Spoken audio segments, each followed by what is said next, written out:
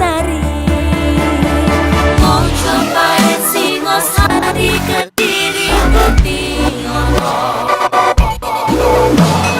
Ayo rek, kuyuk makaryo. Jawa Timur tambah joyo. CTV 100% Bumi Wong Jawa Timur, 100% menghibur rakyat makmur. CTP 100% gawe wong Jawa Timur. CTV 100% Jawa Timur. Yo di Jawa Timur ragam warna-warni jadi melebur. Hati terhibur kembali berkumpul menjadi satu. CTV mantu mantulkan itu filosofi dari tanah Jawi, semua beraksi. Atur MC dan dedikasi, semua seni ada di sini. Jawa Timur pancen gone seni. Riok ludruk campur sari. Tembung Ngawi sampai Banyuwangi. Ragam budaya lestari. Mau cobain Singosari Kediri Kutingono. Ayo rek, kuyuk makaryo. Jawa Timur tambah joyo. CTP 100% gone wong Jawa Timur. 100% menghibur rakyat makmur. CTV 100% gawe wong Jawa Timur. CTV 100% Jawa Timur. CTP 100% gone wong Jawa Timur. 100% menghibur rakyat makmur. CTP 100% gawe wong Jawa Timur. CTP 100% Jawa Timur.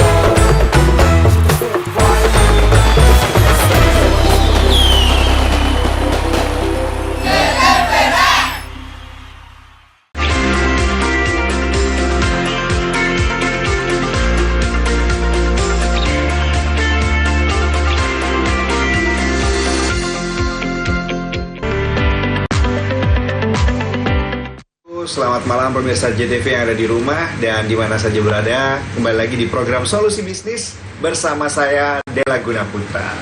Nah, pada hari ini kita akan membahas sesuatu yang menarik, yaitu adalah tren ngopi masa kini. Di mana yang namanya ngopi ini itu adalah sesuatu hal yang sebenarnya sama aja, tapi di setiap waktu dia mempunyai rasa-rasa kopi yang berbeda, cara minum kopi yang berbeda, dan juga produk-produk kopi yang semakin banyak variannya di masa sekarang. Nah, pada hari ini ya, di malam pada hari ini kita sudah kedatangan dua bintang tamu, dua narasumber yang mereka ini sudah langsung terjun di dunia bisnis perkopian mungkin 5 tahun, 4 tahun? 5 tahun. 5 tahun ya. 5 tahun udah terjun dan berkecimpung di dunia perkopian. Ada Mas Khalid Barasid, yaitu adalah CEO dan owner dari Nest Coffee ya. Ya.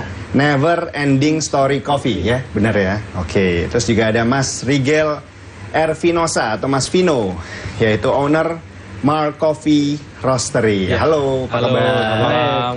Gimana kabarnya? Baik, alhamdulillah. Baik, Mantap, alhamdulillah ya. sehat. Alhamdulillah. Oke, kita langsung aja nih ngobrolin tentang kopi ya. Kebetulan juga saya juga punya kopi, tapi nanti nggak boleh disebutin lah ya.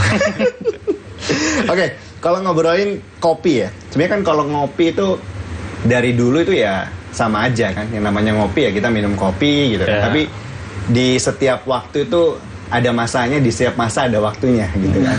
Nah, sekarang ini semakin banyak kopi, apalagi ada kopi susu ya kan. Mungkin kalau bahasa gaulnya kita ngomong kopi banci ya. Kopi banci. Terus ada specialty kopi kayak manual brew, ada espresso, americano ya kan. Sebenarnya sekarang ini apa sih yang paling disukain penikmat kopi ya kan? Mungkin siapa duluan nih? Mas Khalid dulu ya. Wah, yang senior dulu deh. Boleh. Mas Khalid deh. Dulu Mas. Ya, kalau yang disukai dari penikmat kopi itu beragam. Pertama itu tergantung dari segmen marketnya dulu. Kalau semua dari segmen market yang umur 35 ke atas, biasanya lebih suka kopi hitam mereka. Untuk manual brew ataupun untuk pecinta komunitas dari sepeda. Kayak gitu. Sedangkan dalam market 35 ke bawah, mereka kebanyakan mayoritas untuk pembelian jatuhnya ke kopi susu. Kayak gitu. Jadi tergantung market mau yang dituju mana dulu. Kita bisa spesifikasi untuk penjualan dipusnya di mana di situ. Oke, jadi kalau yang lebih mature dia lebih suka yang pahit ya. Suka pahit Karena kehidupannya sudah pahit. Iya. Jadi tambahin pahit biar lebih enak gitu. Lebih ya. enak. Nah, kalau dari sisi roastery-nya nih Mas, ya kan roastery ini kan sekarang ini kadang-kadang kalau kita nikmatin kopi itu dia akan nambah knowledge-nya kan. Iya. Apa bean-nya dari mana gitu. Nah, sebenarnya dengan tren yang sekarang itu ke depan tuh menurut Mas Vino gimana sih? Kalau menurut saya sih yang bergerak di bidang roastery ya, masa depan kopi itu menurut saya cerah sih ke depannya. Soalnya semakin kesini kan orang semakin semakin ngerti tentang kopi. Dengan dijembataninya ada kayak era es kopi susu, terus sekarang ada era baru kopi tiam yang menurut saya di situ dia memberi warna baru di perkopian. Jadi nggak monoton kita kayak coffee shop yang ala Eropa. Tapi ada faktor budaya yang mempengaruhi itu yang memberi warna baru, yaitu kayak kebudayaan Malaysia, kebudayaan Melayu lah ya, Melayu, kebudayaan Cina yang diblend, akhirnya jadilah kopi tiam sekarang. Tuh, lah untuk jadi dari sisi roastery-nya itu juga ada tuntutan baru, kayak level roasting atau profil roasting yang perlu disesuaikan dengan produk akhirnya, yaitu kopi saring itu tadi yang biasanya dipakai di era kopi tiam, kayak gitu. Oke, nah mungkin kalau dulu ya, zaman kita waktu awal-awal ngopi itu kan simple menunya, ada paling cuman kopi tubruk ya. Kita taunya cuman kopi tubruk aja kan, tapi sekarang ini kan macam-macam ya. Ada manual brew, kopi susu, americano, espresso, kopi tiam itu tadi, affogato. Lalu ada lagi banyak macamnya lah. Nah, sebenarnya yang membuat tren ini tuh berubah-ubah ya kan. Itu apakah ikut-ikutan ya kan, atau memang penikmat kopi ini pengetahuannya bertambah sehingga mereka pingin coba semuanya? Siapa Mas? Bagian roastery dulu deh yang tahu filosofinya nih. Kalau menurut saya sih sebenarnya kan orang kita kan kayak melihat perkembangan apa yang ada di luar ya kan, di luar negeri. Terus bagaimana perkembangan itu terjadi dan mereka menginginkan hal itu terjadi di kita, di Indonesia. Dan hal itu akhirnya kan menjadi pesan bagi pasar terhadap pelaku industri untuk menghasilkan tren baru. Dan jawabannya adalah ketika pelaku industri itu bisa menjawab kebutuhan pasar yang ada, dan itu bisa maksimal, dan itu akan menjadi tren yang baru. Itu menurut saya. Tapi kalau tidak, ya itu hanya kayak formula sekilas, habis itu ngilang, kayak gitu menurut saya. Oke, kalau dari segi marketnya nih, nah sebagai pengusaha kopi ya, sebenarnya di market itu tren itu sekarang itu yang paling tinggi secara penjualan itu apakah specialty coffee atau kopi susuan atau kopi susu dan peranakannya yang ada rasa-rasanya itu? Ya. Kalau untuk dari segi marketing itu sebenarnya ada perubahan. Kita sebagai pebisnis kopi itu nggak bisa idealis kayak gitu. Yang pertama itu kita harus melihat permintaan marketnya itu arahnya kemana gitu. Walaupun untuk di specialty coffee, tapi pasti ada beberapa menu yang menjual kopi susu seperti itu. Begitu pula untuk kopi susu terkadang mereka menyediakan untuk specialty coffee untuk manual brew kayak gitu. Jadi tergantung permintaan marketnya seperti apa. Nah untuk saat ini sekarang yang lagi berkembang itu lebih ke manual brew dengan konsep middle low kayak Starling kayak gitu untuk bisa lebih menggapai market yang lebih kecil, micro market kayak gitu. Untuk yang market yang lainnya itu lebih kayak kopi tiam. Kopi tiam itu versi baru penikmat kopi dengan cara disaring. Nah itu kan masih belum banyak di Surabaya, di Indonesia gitu. Awal mulanya tuh udah berkembang lebih cepat itu di Malang. Nah Surabaya baru mengikuti. Oke, kalau begitu kita akan ngobrol lebih lanjut lagi tentang sebenarnya kopi ini ke depan akan bagaimana dan apa aja perkembangan kopi di Indonesia khususnya di Jawa Timur, tapi setelah iklan yang satu ini. Jangan kemana-mana.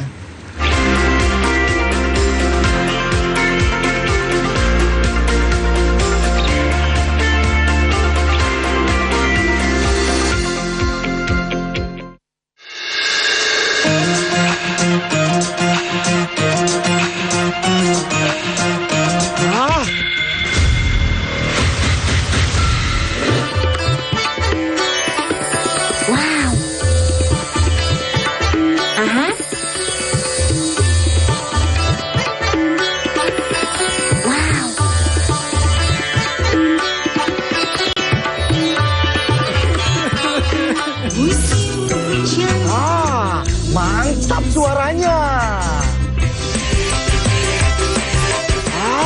Yahut goyangannya. Stasiun dangdut digoyang sama Yahut. However, the Supreme Court immediately suspended the 2 judges after they were officially detained by the Attorney General's office.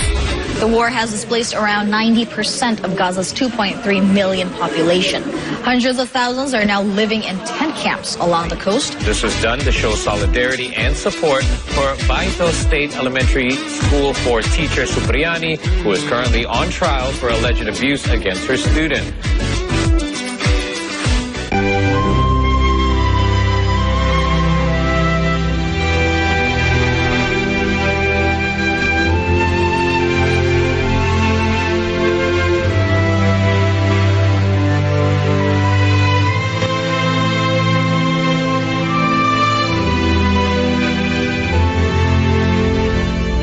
Saksikan Belajar Baik, Senin sampai Sabtu pukul 11 siang hanya di JTV.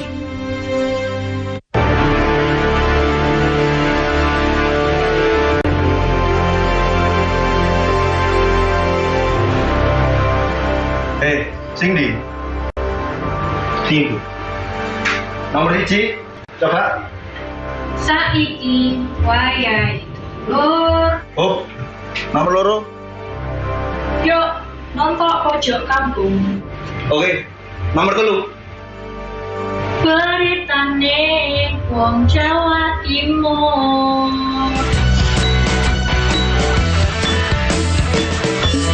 Pojok kampung beritane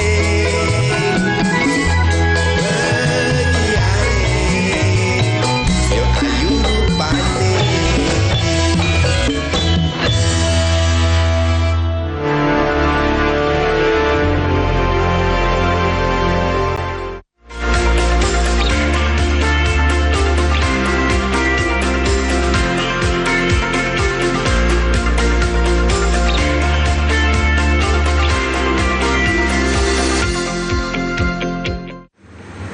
Masih di program Solusi Bisnis. Nah, ini memang kalau ngobrolin tentang kopi itu nggak ada habisnya pemirsa.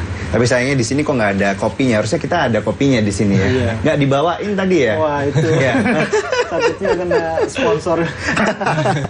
Oke, kita lanjut lagi ya pemirsa. Kita akan ngobrolin lebih dalam lagi tentang tren ngopi masa kini. Oke, kita lanjut lagi nih ngobrolin ngopi ya. Kalau sekarang ini kan kita lihat yang ngopi itu nggak cuman umur 30-an ke atas, tapi 30-an ke bawah, bahkan mungkin start dari usia belasan ya. Belasan tuh sudah mulai ngopi. Ya, meskipun ngopinya ya kopi susu tadi itu, atau kita ngobrolnya kalau bahasa kita pecinta kopi, kopi banci lah ya. Kopi banci semua nih gitu. Nah, sebenarnya kalau kita lihat kopi ini sudah jadi lifestyle, bener nggak sih, Mas Khalid? Setuju banget, karena kopi ini sebagai salah satu pengakrab. Jadi kayak semacam ini salah satu kayak jimatnya untuk kita mengakrabkan sama orang lain secara sosial kayak gitu. Jadi harus ada salah satu penghubungnya, yaitu kopi. Dimana kita itu ketika kita kumpul di tempat kopi itu, kita bisa lebih kenal satu sama lain, lebih akrab secara hospitality. Dengan semuanya dari tempatku juga itu lebih ke dari barista, langsung ada experience, langsung ke customer gitu. Jadi ada kayak rumah kedua di situ, mereka menemukan rumah kedua ketika pulang kerja. Oke, kalau untuk market share-nya ya, market share-nya itu lebih tinggi Gen Z atau Gen Y atau bagaimana? Secara sales ya, kita ngomongin secara sales itu pembelinya kopi ini paling banyak. Untuk pembeli kopi paling banyak sekarang didominasi sama Gen Z. Gen Z? Gen Z. Oh ini berarti sekarang orang gampang keluar duitnya Gen Z. Gampang banget. Jadi ketika apalagi di tengah kota Surabaya itu ya, mereka udah nggak mikir duit ya. Oh, langsung keluar kayak gitu. Kalau untuk terlebih di weekendnya itu, yang saya lihat mayoritas Gen Z menguasai market untuk outdoornya. Mereka lebih suka di outdoor dibandingin di indoor gitu. Jadi mereka lebih bersosial, berdempet-dempetan itu secara sosial mereka lebih betah sih.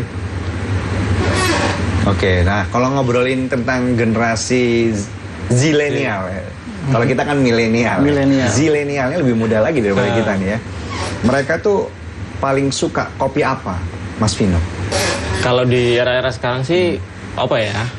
Saya sepakat dengan yang disampaikan tadi. Kalau dari Gen Z sendiri itu paling suka kopi-kopi yang apa ya, punya taste-taste yang unik. Kayak misalnya high acidity. Kalau orang bilang sekarang apa ya, kayak kopi-kopi yang nyentrik lah, kayak rasa asamnya itu tinggi kayak gitu. Itu. Jadi itu yang membuat rasa penasaran mereka kayak gitu. Dan terutama untuk sekarang ya mungkin karena kita udah sampai di teknologi yang sekarang, terutama buat Gen Z itu cari kopi itu yang gampang diseduh. Kan sekarang ini banyak nih home brewer. Nah, itu salah satu pasar juga bagi kita untuk memasarkan produk kita. Itu bagaimana sih produk ini itu gampang diseduh. Jadi nggak tricky lah istilahnya. Jadi kita sekali tuang atau berapa kali tuang itu udah enak kopinya kayak gitu, terus rasanya udah flavornya udah keluar kayak gitu, dan didukung juga dengan packaging yang eye-catching juga, kayak full color atau apa kayak gitu, disesuaikan dengan kebutuhan si Gen Z-nya itu tadi. Kayak misalnya ada kayak brew guide-nya, ada apa itu namanya, tuntunan buat menyeduhnya kayak gimana kayak gitu. Jadi ini ya, mereka suka yang mudah ya, mudah dan ada rasanya ya. Nah, kopi-kopi yang sekarang ini kan juga banyak kopi yang ada rasanya, yang ada rasa mintnya, ada rasa apa namanya buahnya. Nah, itu sebenarnya bagi teman-teman yang ini sudah bergelut di dunia kopi yang ada rasanya itu masih disebut kopi nggak sih? Atau ini cuman apa ya, cuman FOMO aja? Kadang-kadang kan idealisme itu, wah ini kopi itu ya harus pahit gitu kan, harus kerasa asidnya, harus kerasa asamnya. Tapi sekarang kopi itu ya ada rasa-rasanya, bahkan ada rasa bunga, rasa mawar, rasa apa segala macam. Bagaimana tuh Mas sebagai pemilik CEO-nya Nescafe? Kalau semuanya dari kopi sendiri itu lebih biasanya kalau teman-teman dari market itu yang suka kopi hitam, mereka menyebutnya kopi itu ketika nggak ada campuran gitu. Tapi kalau semuanya sudah ada campuran, penyebutannya beda, ngopi. Seperti itu. Oke, kopi sama ngopi. Ya. Tapi kalau secara roasterinya sendiri sebenarnya sama aja Mas ya? Sama aja. Apa ada kopi hitam itu bean tersendiri, tapi kopi yang ada rasanya itu apa sih, mungkin perbedaannya di mana secara roasterinya ya? Kalau mungkin apa ya, dari misalnya yang banyakkan orang tahu tentang kopi hitam ya itu rata-rata kopi robusta. Ya, itu yang menghasilkan rasa bold kayak misalnya nati, terus rasa apa itu namanya coklat, dark coklat kayak gitu-gitu, rasa-rasa yang berat lah kayak gitu. Dan juga ada kopi arabica. Kopi arabica itu yang dia menghasilkan rasa-rasa yang seperti tadi kayak flower, terus buah-buahan citrus atau melik atau apapun kayak gitu. Dan itu emang potensi rasa yang muncul dari si biji kopi itu sendiri kayak gitu. Jadi yang uniknya nih untuk kopi di setiap daerah itu dia punya potensi rasa yang berbeda-beda. Oh gitu ya? Iya. Jadi kayak misalnya kita ambil kopi dari Sumatera dengan kopi di Jawa itu punya potensi rasa yang berbeda. Itu dipengaruhi dari kayak unsur haranya sendiri, iklimnya sendiri kayak gitu. Oke, jadi memang dari mulai ditanam sampai dia panen itu menghasilkan rasa yang berbeda-beda ya. Wah, ini luar biasa ini ya. Sampai mengerti seperti itu. Saya aja nggak sampai ngerti seperti itu pemirsa. Oke, lalu kalau kita ngobrolin ini nih, yang namanya fase ngopi. Fase ngopi itu saya rasa pasti setiap orang kan akan bergerak dari kopi susu dulu biasanya ya. Dari pengalaman saya pribadi, dia bergerak dari kopi susu dulu. Dari kalau saya dari latte, naik cappuccino, naik americano, naik espresso, naik manual brew yang bener-bener kopi banget gitu kan. Apakah fase itu tuh sama setiap orang atau bagaimana? Mungkin Mas Vino bisa jawab selaku specialty kopi ini. Kalau yang saya ngerti ya, saya rata-rata sih sama sih. Karena orang menganggap kopi itu awalnya secara umum kan pahit, nggak enak lah. Kita minum kopi itu harus yang panas. Cuman kan semakin berkembangnya ke sini kan kita bisa mengolah si kopi ini jadi berbagai macam produk, entah itu menjadi es atau dicampur dengan apa itu sari buah lain yang menjadi produk-produk yang tersendiri yang punya nilai jual tersendiri kayak gitu.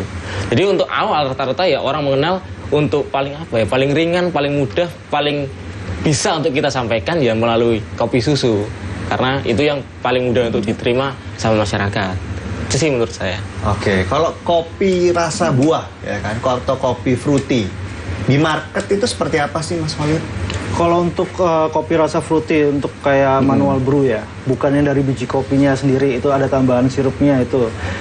Untuk tren di 2024 kemungkinan nanti akan berpotensi naik gitu. Kalau untuk yang kopi rasa-rasa yang tanpa ada campuran susunya itu berpotensi naik karena teman-teman dari customer juga ini kebanyakan sudah mulai jenuh dengan kopi susu seperti itu. Nanti kemungkinan akan naik ke mixology yang kopi ini campur sama beberapa flavor sirup kayak gitu. Oke. Nah, pemirsa pengen tahu nggak 2024 ini jenis kopi apa yang akan boom, ya kan, atau akan jadi tren? Dan juga sebenarnya bisnis kopi ini di 2024 ini akan seperti apa menurut para pecinta kopi dan para pebisnis kopi? Pengen tahu seperti apa? Setelah yang satu ini.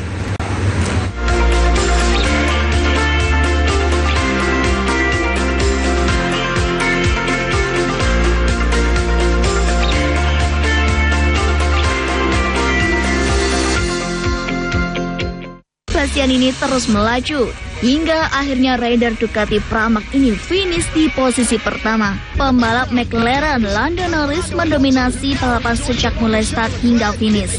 Jojo terus menjauh hingga akhirnya menggilas lawannya tersebut di angka 21-12. AC Milan memenangkan laga derby della Madonia di jornada kelima dengan skor 2-1. Torehan tersebut membawa Persebaya naik ke posisi puncak klasemen sementara Liga 1. Jatim Gaspol, gagasan politik Jawa Timur. Popularity aja kalau kita nggak punya kemampuan berbicara, bagaimana orang bisa yakin sih sama kita?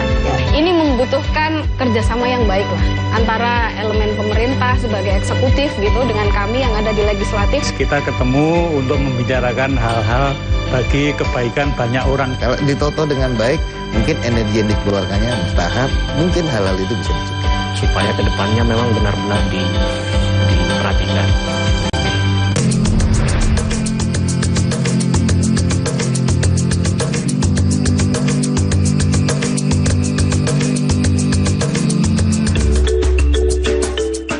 Halo Rek, pelakraan saiki yo ono nang pojok kampung dina Senin sampai Kemis. Ojo lali yo Rek.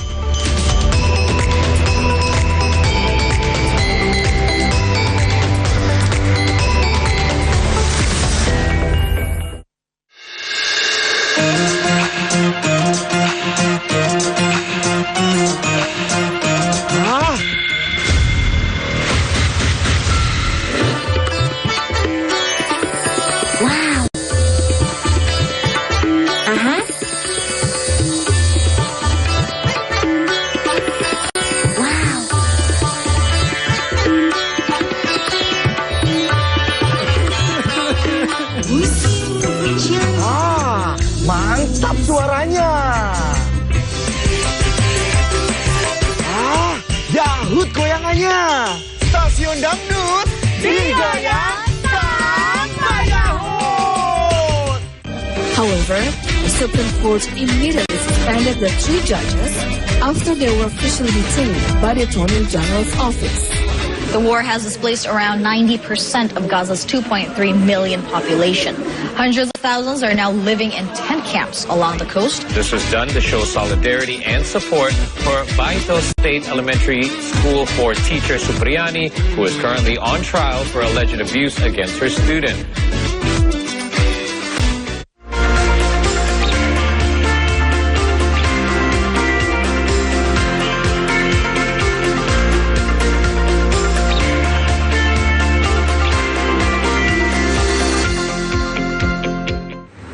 Masih membahas tentang kopi di tren ngopi masa kini dan pastinya masih di program Solusi Bisnis. Nah, kita beranjak ke bisnisnya sekarang ya. Kalau ngomongin 2024, ngopi ini kan salah satu bisnis yang menjanjikan. Meskipun di tahun kemarin kita tahu semua bahwa ekonomi itu luar biasa ya, para pengusaha di semua sektor mengeluh, ya kan, termasuk pebisnis kopi pasti. Pebisnis kopi. Entah kenapa ya. Bisnis kopi ini di 2023 semuanya omsetnya turun ya, karena saya juga pelaku juga ya. Nah, di 2024 ya, bagaimana ini market kopi ini akankah naik ya? Ya harapan kita naik. Tapi secara market behavior atau perilaku pasar ini gimana Mas Khalid? Kalau untuk penikmat kopi yang sekarang saya jalanin itu lebih ada peningkatan gitu.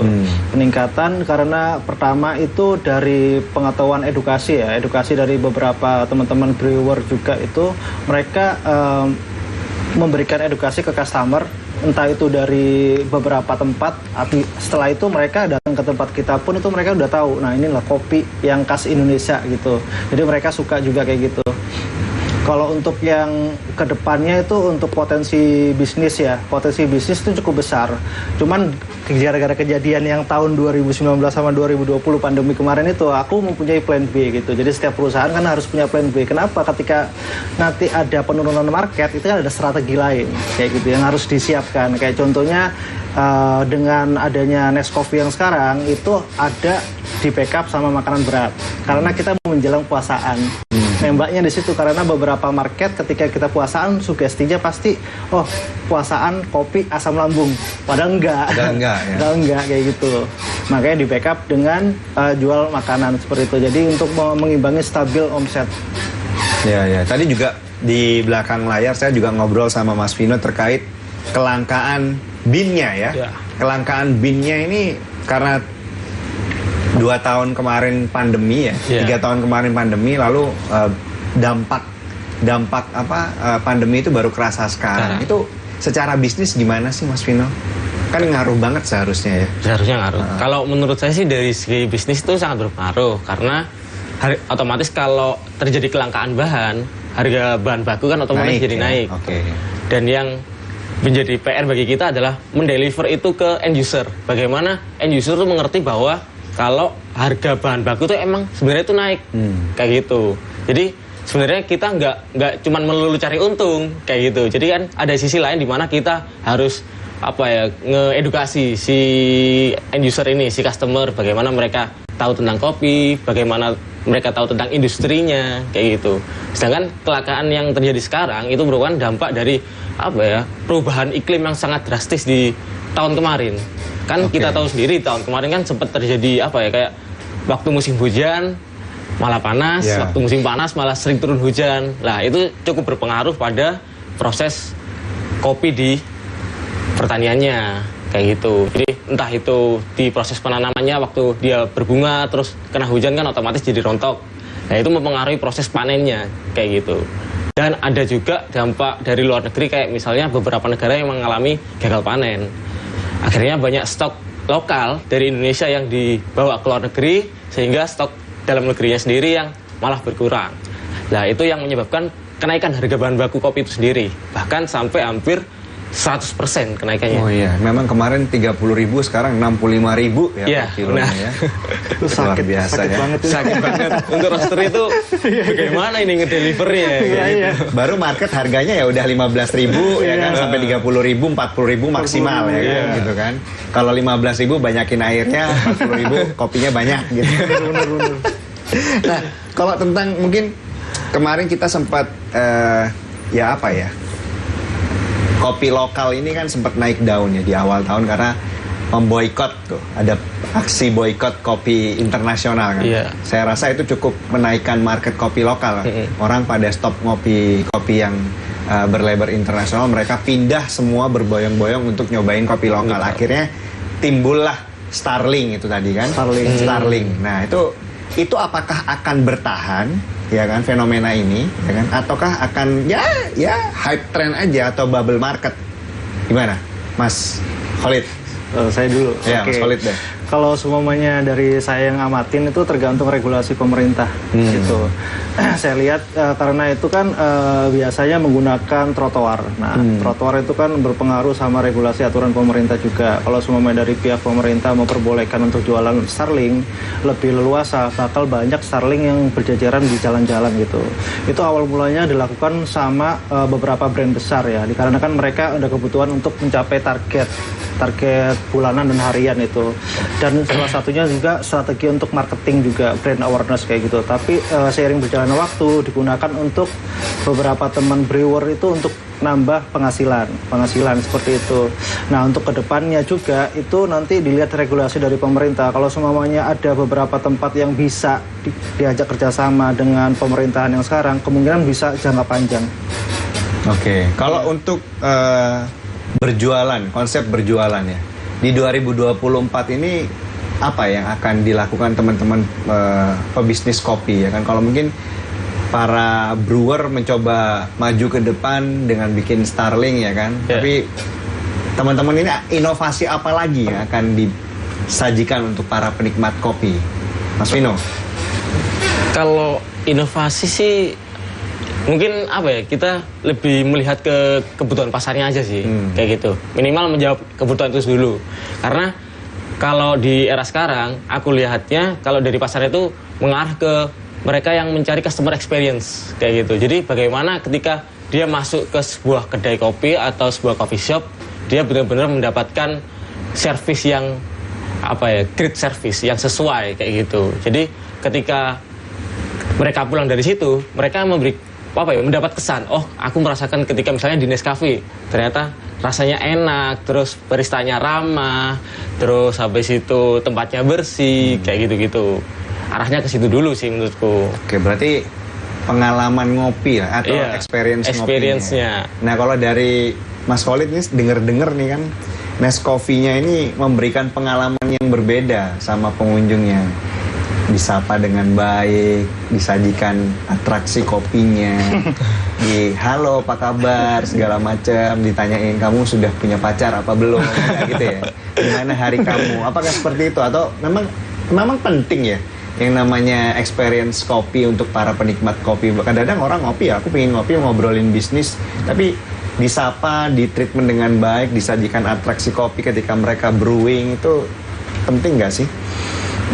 Gini, ada beberapa faktor yang harus dijelaskan. Itu pertama, ini beberapa customer mempunyai perilaku yang berbeda. Pertama, yang seperti bilang dengan Mas ini, saya setuju. Mereka itu kebanyakan mereka mencari experience. Nah, experience yang seperti apa? Mereka ini jenuh dengan pekerjaan, jenuh dengan yang ada di rumah. Jadi kita harus memberikan fasilitas rumah kedua, ya gitu. Rumah kedua dari pertama ketika mereka datang ke outlet gitu.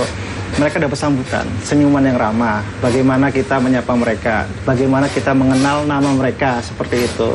Jadi mereka kenal, oh ini keluargaku, ya gitu. Dan untuk Nescafe sendiri, kita membuat konsep home, jadi kayak homey gitu.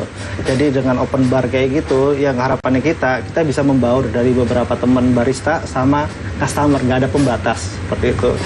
Kalau untuk dari beberapa experience yang lain yang saya berikan adalah ada entertain dari teman-teman. Jadi nggak sekedar kita kesana menambah relasi, berbicara bisnis, tapi juga kita mendapat hiburan di situ. Nah, dari situ experience itu ketika mereka udah bawa pulang, udah tenang, tinggal tidurnya aja. Jadi nggak ada pikiran berat lagi.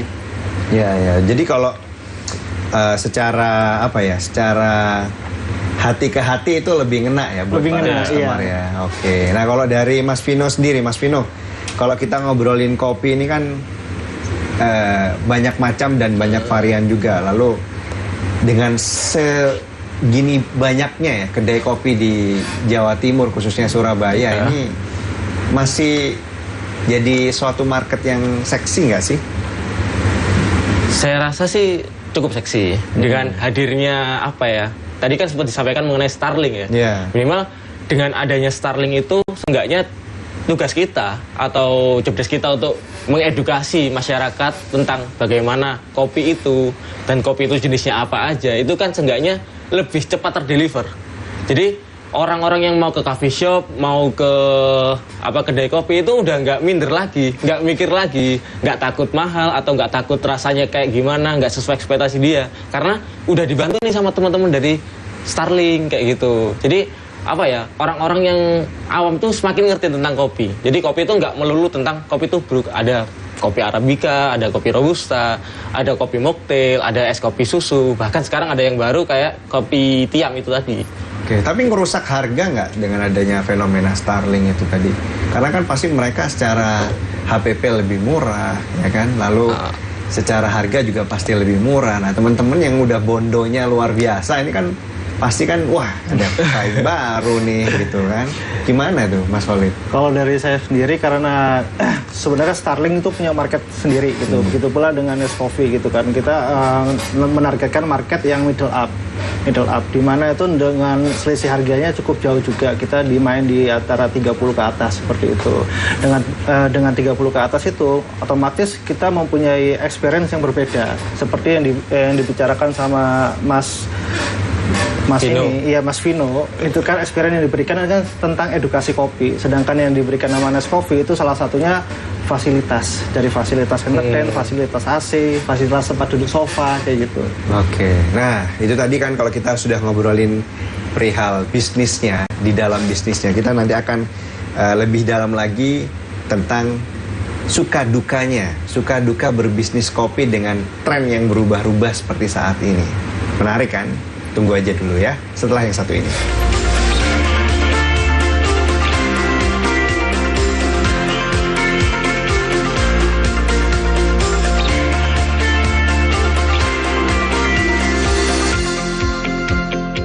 Dari 150 kali gempa tersebut, 2 diantaranya memiliki kekuatan signifikan. Selama ini pabrik rumahan tersebut memproduksi arak jenis Trobas tanpa izin.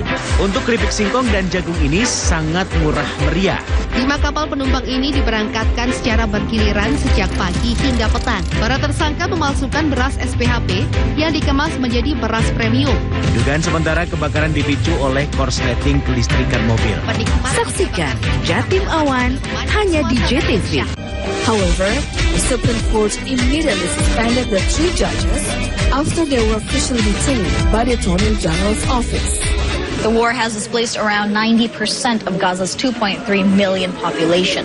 Hundreds of thousands are now living in tent camps along the coast. This was done to show solidarity and support for Baito State Elementary School for teacher Supriyani, who is currently on trial for alleged abuse against her student. Kasih kata-kata dulu buat kalian semuanya.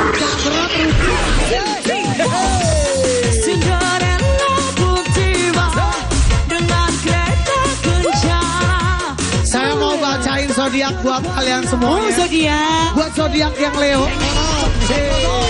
Jadi buat teman-teman semuanya, tontonin terus aku DJ malam hari ini.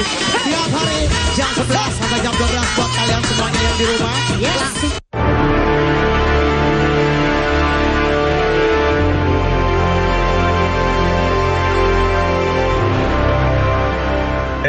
Cindy.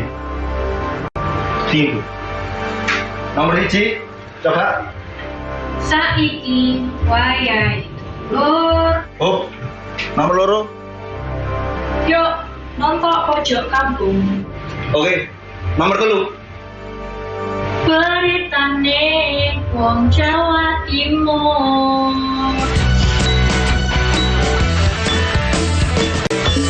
Pojok kampung beritane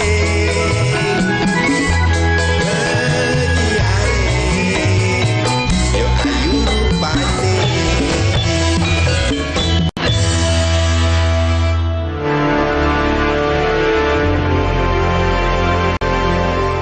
Jatim Gaspol, gagasan politik Jawa Timur. Popularity aja kalau kita nggak punya kemampuan berbicara, bagaimana orang bisa yakin sih sama kita? Ini membutuhkan kerjasama yang baik lah antara elemen pemerintah sebagai eksekutif gitu dengan kami yang ada di legislatif. Kita ketemu untuk membicarakan hal-hal bagi kebaikan banyak orang. Kalau ditoto dengan baik, mungkin energi yang dikeluarkannya mustahab, mungkin hal-hal itu bisa dicegah. Supaya kedepannya memang benar-benar diperhatikan.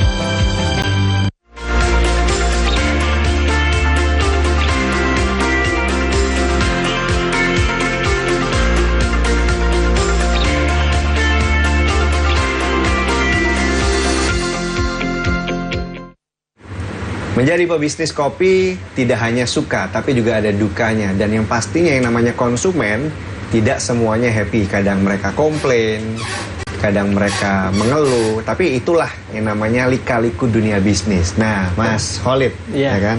Kita ngomongin konsumen atau buyer kita, pembeli kita nih, customer kita. apa sih suka dukanya pebisnis kopi ini dari customer yang ya tanda kutip rewel ya, suka komplain, Mas ini kebanyakan air nih, apalagi namanya barista itu kan stylenya beda-beda, meskipun mesin kopinya sama, tapi kadang-kadang kalau beda barista ya beda rasanya, ya kan. Suka dukanya gimana sih, Mas? Kalau untuk dari teman-teman barista dari tim NES sendiri itu lebih ke mempunyai standar SOP untuk pembuatan gitu. Kalau semuanya ada customer yang sampai komplain dengan rasa yang berbeda, kita memberikan garansi untuk ganti produk kayak gitu. Jadi otomatis customer itu di sini maunya apa sih kayak gini. Nah, selain itu kita harus mengedukasi. Nah, bedanya coffee shop kita seperti ini sama coffee shop lain itu seperti ini, mempunyai karakter dan keunikan sendiri, kayak diferensiasi untuk produknya itu. Dengan seribet itu ngurusin kopi, apalagi Mas Vino ini awalnya barista, langsung ketemu sama customer, sekarang punya coffee shop sendiri. Apa yang bikin Mas Vino itu pingin punya bisnis kopi? Karena menurut saya ya ini kopi sendiri itu kan terus berkembang, kayak gitu. Itu yang menjadi tantangan bagi saya dan menjadi keseruannya, karena kita nggak bakalan nemu titik jenuh di industri ini. Ya contohnya aja sekarang lah, misalnya kita dihadapkan dengan kayak eranya kopi tiam, misalnya sekarang lagi booming di Surabaya. Kan dari sisi kita sebagai coffee shop kan bagaimana kita tetap bertahan dari sesuai dengan karakter kita, tapi kita juga bisa menyesuaikan dengan perkembangan itu tadi. Kayak gitu. Entah itu ada penambahan menu yang sifatnya seasonal, atau mungkin ada perubahan konsep di seasonal kayak waktu tertentu gitu. Jadi kita harus melakukan penyesuaian-penyesuaian. Itu yang bikin seru di industri kopinya kayak gitu. Jadi yang dulu awalnya hanya melayani, ya kan? Sekarang berubah untuk membuat sesuatu yang berbeda, ya. Luar biasa. Tapi sempat ngerasa capek nggak sih? Namanya bisnis F&B ya, minuman, makanan itu kan butuh terus berinovasi, butuh muka tebal menghadapi customer, belum lagi ngelihat sales yang kadang-kadang nggak sesuai harapan, lalu HPP melonjak, sempat kayaknya salah pilih bisnis deh. Sempat begitu nggak sih Mas Khalid? Kalau untuk salah pilih bisnis sih sebenarnya enggak. Bisnis apapun gitu yang kalau semua kita selama menekunin itu, kita pasti bisa melewati fase-fase yang bisa dibilang susah seperti itu. Kecuali kita sudah nganggap sudahlah selesai, itu berarti sudah gagal kita. Kalau untuk dari saya sendiri sih lebih tertantang untuk menemukan hal-hal baru. Dari situ kan kita punya DNA perusahaan sendiri, dalam arti kendalanya kalau semua kejadian kayak gini lagi berarti kita harus kayak gini. Ada sisi-sisi yang harus diselesaikan dengan cara yang berbeda kayak gitu. Tapi kita punya template-nya di tahun-tahun kemarin, sudah ngumpulin kayak gitu. Jadi untuk kedepannya paling template-nya kurang lebih sama kayak gitu. Jadi menurut saya itu bukan sebuah halangan sih. Kalau Mas Vino ini kan agak lain ya, bukan film ya, tapi kan agak lain karena dari barista berani keluar bikin coffee shop sendiri, ya kan? Dan itu yang awalnya punya penghasilan tetap, tiba-tiba jadi pengusaha. Ya kita tahu sendiri pengusaha itu penghasilannya tidak tetap, ya kan? Kadang kalau pas untung ya alhamdulillah, pas lagi turun ya kita bertawakal dan berusaha. Nah, mengalami naik turun seperti itu gimana menurut Mas Vino yang sudah di comfort zone terus berani untuk keluar dari comfort zone? Kalau saya sih menghadapi itu ya kembali lagi karena saya suka tantangan hal itu kayak gitu. Jadi naik turunnya omset ya itu dinamika bisnis. Ntar tinggal bagaimana kita menyikapi hal itu. Yang cukup kerasa bagi saya ketika saya menjadi seorang barista pada waktu itu dan sekarang menjadi seorang owner, itu adalah perubahan mindsetnya, yang dimana kita dulu diberi inovasi dan sekarang kita mau gak mau kita yang berinovasi. Bagaimana kita membaca pasar, apa yang diinginkan pasar, apa yang harus kita jawab untuk pasar, kayak gitu. Jadi kita yang memulai untuk diri kita sendiri, bukan kita menunggu untuk disuruh, kayak gitu. Dan apalagi dunia sekarang ini kan sudah dunia digitalnya luar biasa ya. Jadi 360 campaign itu sangat penting untuk para pebisnis kopi. Tapi karena saking luar biasanya itu, ya kan, customer tuh kan semakin vokal ya. Kadang-kadang nggak enak dikit nggak ngomong, dia udah posting. Wah, ulasan. Ya kan, bikin ulasan. Nggak enak nih, bintang 1. Kopinya nggak enak. pelayanannya nggak ramah. Nah itu gimana menghadapi seperti itu, Mas Khalid? Nah, kalau umpamanya dari saya sendiri sih lebih kayak ke pendekatan ke customer-nya sendiri. Jadi kalau semuanya customer kita udah kenal sama customernya, dia mau komplain pun itu pasti langsung ke kita gitu. Untuk tujuannya pasti mereka tahu tujuannya untuk mengembangkan perusahaan ini. Salah satunya itu ada rasa memiliki dari customer. Oh ini yang dulu dari kecil sampai jadi perusahaan besar kayak gitu. Jadi aku ikut seneng nih, bisa ngebantu memberi masukan-masukan kayak gitu. Jadi ada effort yang mereka berikan juga kayak kesertaan untuk experience seperti itu. Jadi akhirnya mereka ikut kayak bagian dari perusahaan tersebut kayak gitu. Ya, kalau dari segi specialty coffee sendiri, Mas. Kalau mungkin yang kopi banci ya, itu customer nggak banyak komplain ya. Tapi yang specialty ini kadang-kadang kan dia lebih idealis ya. Ketika ini kopinya kurang pahit nih, kurang kerasa kopinya nih. Bagaimana menghandle customer yang seperti itu, Mas? Apalagi dia pinter kan masalah kopi. Kadang-kadang kita dilawan nih yang punya nih kan.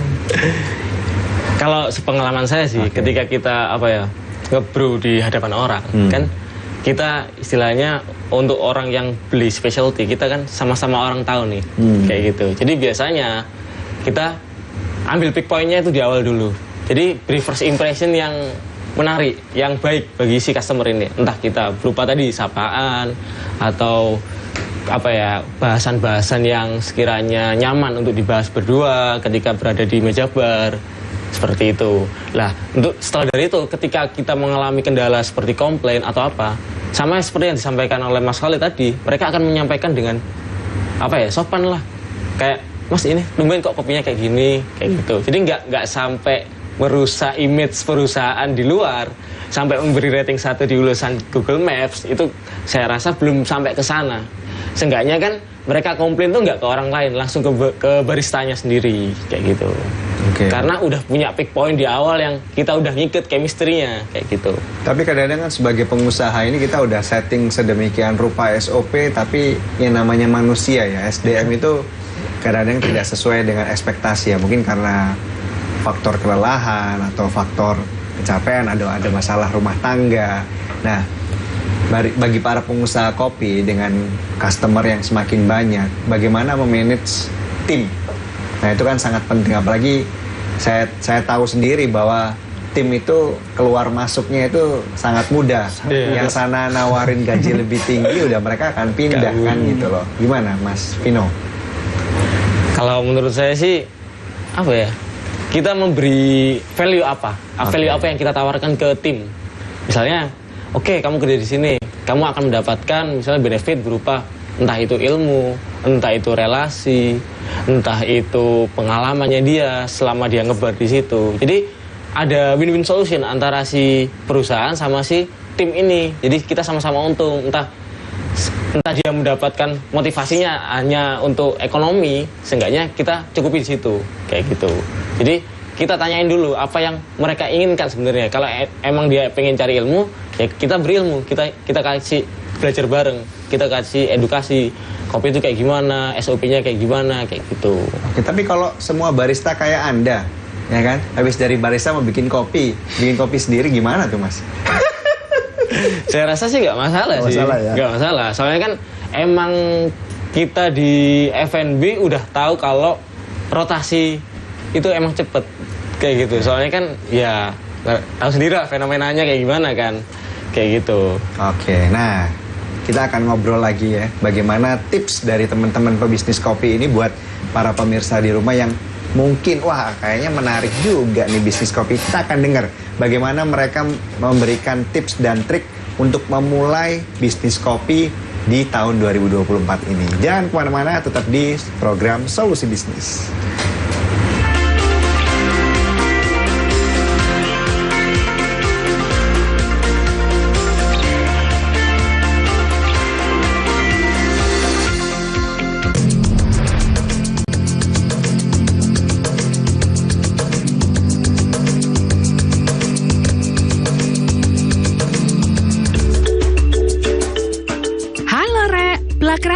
Saiki yo ono nang pojok kampung dina Senin sampai Kamis. Ojo lali yo rek.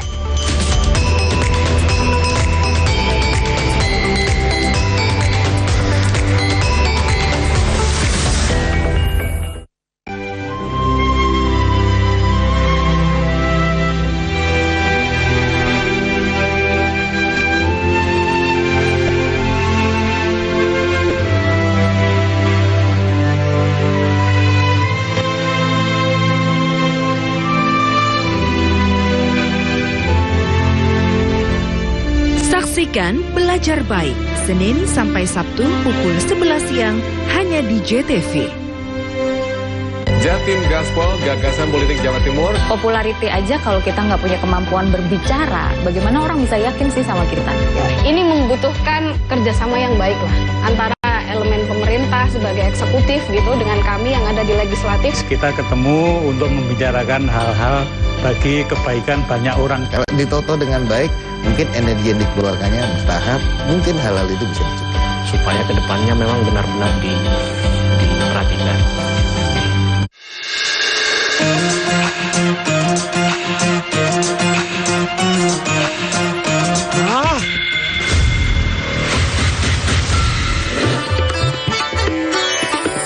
Wow. Aha. Wow.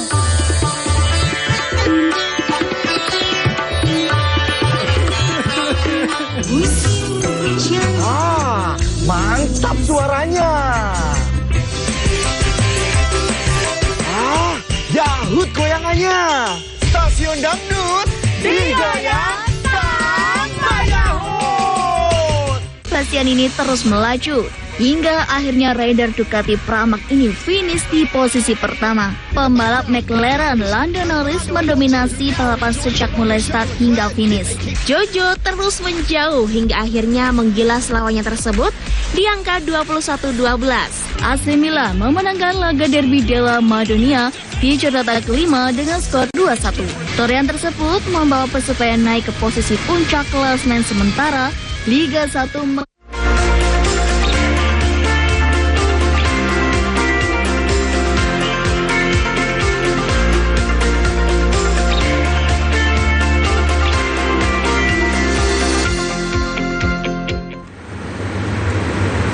Kita sudah masuk di segmen terakhir di Solusi Bisnis di tema tren ngopi masa kini. Mungkin ini adalah satu segmen yang ditunggu-tunggu sama pemirsa di rumah karena kedua narasumber kita ini akan langsung bercerita bagaimana sih mereka memulai bisnis kopinya. Mungkin kita ngobrol dulu sama Mas Vino yang sudah banting setir dari barista sekarang punya coffee shop sendiri. Ya. Nah, buat pemirsa di rumah kasih dong story-nya itu gimana sih kemarin dan apa yang ngebuat berani dan tipsnya untuk memberanikan diri buka usaha kopi. Gimana Mas Vino? Oke. Apa ya? Kalau modal awalnya sih yang pertama harusnya nekat. Nekat dulu ya kan. Kita punya nyali untuk melangkah lah. Setelah itu kita well prepare di knowledge kita tentang kopi. Entah itu dari SOP-nya, entah itu dari workflow-nya, entah itu dari product knowledge-nya. Jadi kita tahu apa yang kita akan jual, kita tahu apa yang akan kita lakukan di sana, kayak gitu. Terus setelah itu kita tentukan segmen pasar. Entah kita pengen jualan kopi yang segmennya cewek-cewek misalnya. Jadi kan kita punya konsep yang ringan, yang kopi yang nggak terlalu bold. Kalau dari segi rasa kopi produk ya. Terus kalau misalnya kita punya segmen orang-orang yang naik sepeda, berarti kita punya konsep tema-temanya ya naik sepeda. Itu juga berpengaruh ke branding kita, bagaimana kita memposisikan diri ketika kita di sosial media. Konten-konten apa yang akan kita angkat, circle-circle mana yang kita singgungkan. Jadi kopi dengan sepeda bisa kita singgungkan kan. Dengan misalnya kayak Mas Khalid tadi cerita sering ada customer ngopi pagi setelah bersepeda. Itu kan juga jadi salah satu segmen yang bisa kita ambil kayak gitu. Oke, kalau Mas Khalid sendiri, kalau mungkin Mas Vino backgroundnya memang dia barista. Kalau Mas Khalid apa dari awal memang sudah ngerti kopi atau wah ini ada peluang bagus nih aku bikin nih, aku tak rekrut tim yang bagus-bagus ya. Mungkin bisa cerita pengalamannya sama pemirsa di rumah Mas. Pertama itu ngelihat dari ini peluang. Kalau sebuah bisnis itu lihat dari peluang. Peluang dari keresahan kita sebagai customer. Kira-kira ini kebutuhan market. Kayak contohnya aja sepelenya kita pengen nongkrong di tempat yang enak tapi belum tentu minumannya enak kayak gitu kan. Terus kita kayak contohnya lagi lebih sepele lagi makanan, kita makan contohnya di rawon Pucang tapi kita tidak bisa menikmatin tempat yang enak kayak gitu kan. Nah di sini ada kekosongan itu gimana caranya bisa menikmatin kopi yang enak dengan tempat yang enak juga dan nyaman juga kayak gitu. Nah untuk dari bisnis kopi sendiri awal mulanya itu dari pertama itu harus ada niat. Setelah niat berikutnya nanti dibangunlah strategi. Jadi strategi ini dalam arti pertama mau di bisnisnya kalau semuanya mulai dari nol yang tanpa budget anggaplah di bawah 500, mulailah bisnis dari online gitu tanpa harus nyewa tempat. 500.000 itu udah cukup. Dari online itu pendaftaran bisa lewat GrabFood ataupun GoFood ataupun ShopeeFood, itu nanti kita lewat lebih branding ke online. Kalau semuanya di offline ya itu nanti bisa lewat kerjasama kolaborasi dengan beberapa outlet kayak gitu untuk naruh produk kopi susuan dalam bentuk botol. Itu paling hemat banget 500.000 untuk budget awal 500.000 kayak gitu. Nanti perputarannya ketika udah berputar sampai juta-jutaan itu kita upgrade di mesin, kita upgrade lagi di pengetahuan, kita upgrade lagi di dana cadangan kayak gitu untuk berkembang sampai punya outlet yang lebih besar.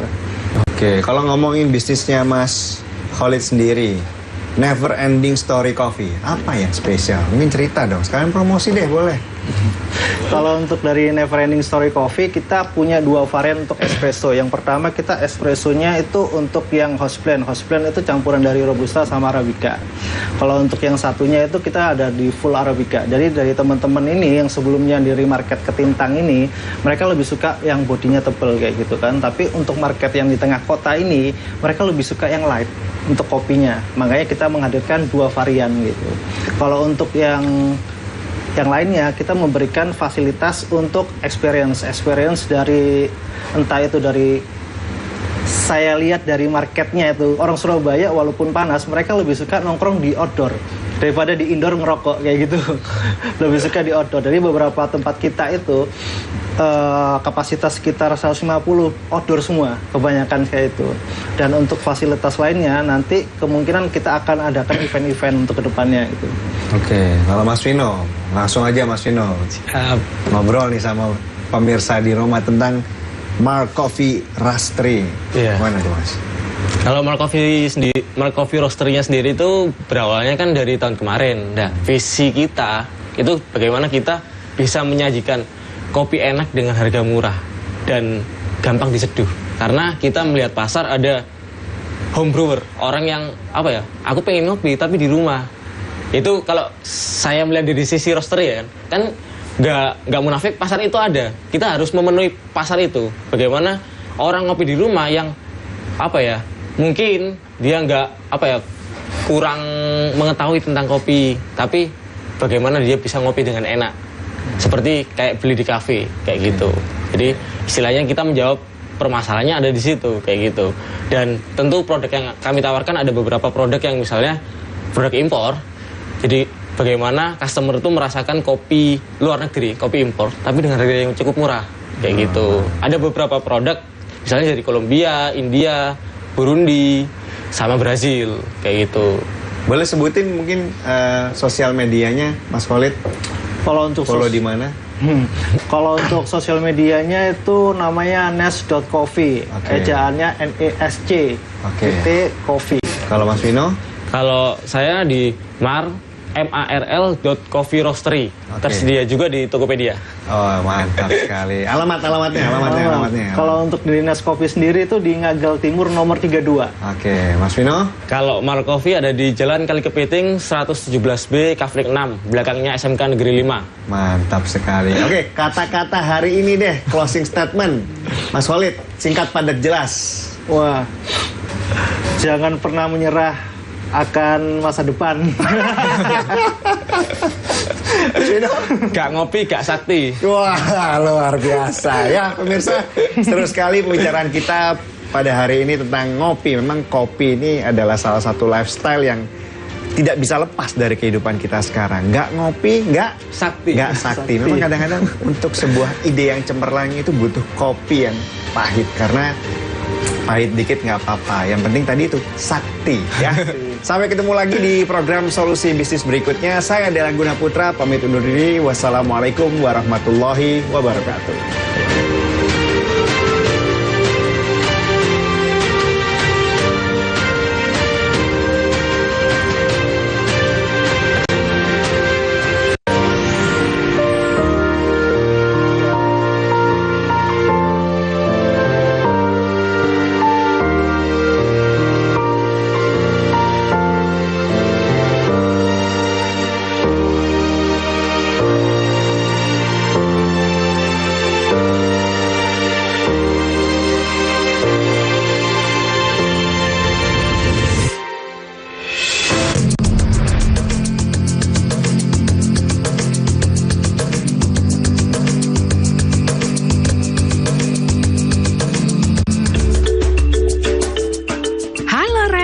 Blakraan saiki yo ono nang pojok kampung dina Senin sampai Kamis. Ojo lali yo rek.